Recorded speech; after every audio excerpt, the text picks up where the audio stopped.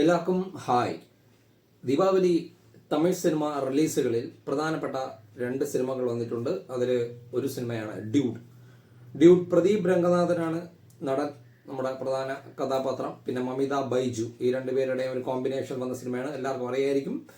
അപ്പോൾ പ്രദീപ് രംഗനാഥൻ ഒരു പ്രത്യേക നടനാണ്. അതായത് നമ്മുടെ തമിഴ് സിനിമ ഇൻഡസ്ട്രി തന്നെ ഇപ്പോൾ വളരെ ഗതികെട്ട ഒരവസ്ഥയിലേക്ക് പോവുകയാണ്. അപ്പോൾ ഇങ്ങനെയുള്ള ചില നടൻ, ഡ്രാഗൺ എന്നുള്ള സിനിമ പുള്ളിക്കാരൻ്റെ വന്നു.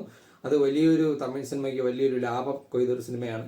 പിന്നെ ലവ് ടുഡേ, ഇതൊക്കെ അദ്ദേഹത്തിന്റെ രീതിയിലുള്ള ഒരു പെർഫോമൻസ് കൊണ്ട് തമിഴ് സിനിമയിൽ ഹിറ്റ് മാത്രം അഭിനയിച്ചപ്പോൾ ഹിറ്റ് കിട്ടിയിട്ടുള്ള സിനിമകളാണ് ഇതൊക്കെ. എല്ലാം നല്ല ഹിറ്റല്ല, ബ്ലോക്ക് ബസ്റ്റർ ലെവലിലുള്ള ഹിറ്റുകളായിരുന്നു പ്രദീപ് രംഗനാഥൻ. പക്ഷെ പുള്ളിക്കാരനെ പലർക്കും, ഇവിടെ ഞാൻ മലയാളികളുടെ അഭിപ്രായമാണ് കണ്ടിട്ടുള്ളത്, പലർക്കും അത്ര ദഹിക്കുന്നൊരിതല്ല. ധനുഷിന്റെ ഫോട്ടോസ്റ്റേറ്റ് ആണെന്നൊക്കെ പറയാറുണ്ട്.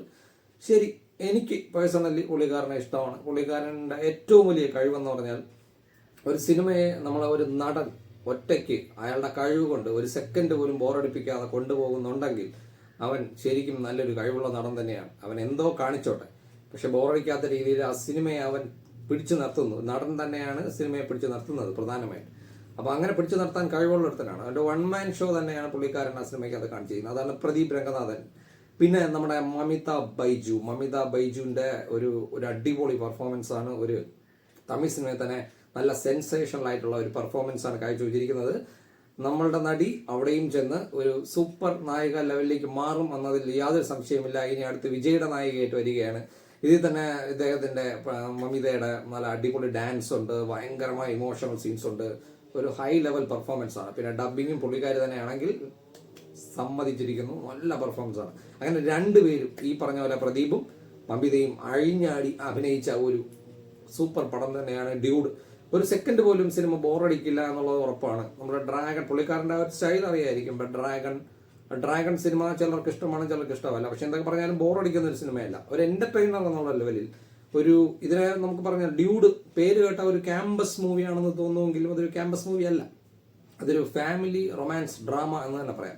കോമഡി, ഫാമിലി, റൊമാൻസ് ഡ്രാമ ഇതെല്ലാം ഉള്ള, പിന്നെ ഫാമിലി ഓറിയന്റഡ് ആണ്.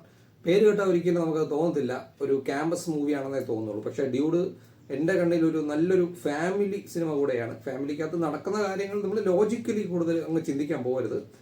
കാരണം നമ്മുടെ പണ്ടത്തെ പ്രിയദർശൻ സിനിമകളിൽ, ഇപ്പൊ കാക്കക്കുയിൽ സിനിമയ്ക്കകത്ത് നമ്മൾ ലോജിക്ക് നോക്കുമോ? ഇല്ല.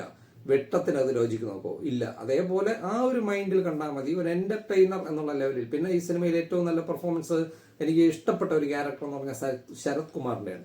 ഒരു പ്രത്യേക തരം ക്യാരക്ടറാണ്. ഞാൻ അതിനെപ്പറ്റി പറയുന്നില്ല, റിവീൽ ചെയ്യുന്നില്ല. അതൊരു ചെറിയ സസ്പെൻസ് ഉള്ള ഒരു ക്യാരക്ടറാണ്. പുള്ളിക്കാരൻ തുടക്കം മുതലേ കോമഡിയാണ്, വൻ കോമഡിയാണ്. പക്ഷെ അതിൻ്റെ അകത്തൊരു വേറെ സംഭവം കൂടെ ഉണ്ട്. മൊത്തത്തിൽ ആ ക്യാരക്ടർ ഇദ്ദേഹത്തിന് തന്നെ കൊടുത്തല്ലോ എന്നുള്ളത് എനിക്ക് തോന്നിപ്പോയി. പിന്നെ തമിഴ് ലാംഗ്വേജ് ഒക്കെ കുറച്ച് നന്നായിട്ട് അറിയാമെങ്കിൽ ഒരുപാട് കോമഡികൾ വർക്കൗട്ട് ആവും. അതിൻ്റെ അകത്ത് ഹൈ സ്പീഡിലാണ് ഡയലോഗ്. കാരണം ഓരോ സീനുകളും ഭയങ്കര ഫാസ്റ്റ് ആണ്. ഒരു ഇഞ്ച് പോലും സ്ലോ ആകുന്നില്ല, ഒരു പോർഷനിൽ പോലും സ്ലോ ആകുന്നില്ല. ചില പോർഷനിലൊക്കെ നമ്മുടെ ഈ ക്രിഞ്ചക്കടിയും, അതായത് നമ്മളെ കണ്ടു വളർന്ന ക്ലീഷേ സ്റ്റൈലിലുള്ള റൊമാൻസ് പരിപാടികളൊക്കെ ഉണ്ട്. കുഴപ്പമില്ല, അത് പ്രതീക്ഷ തന്നെയാണ് ഞാൻ പോയത്. എനിക്കത് തന്നെ കിട്ടി.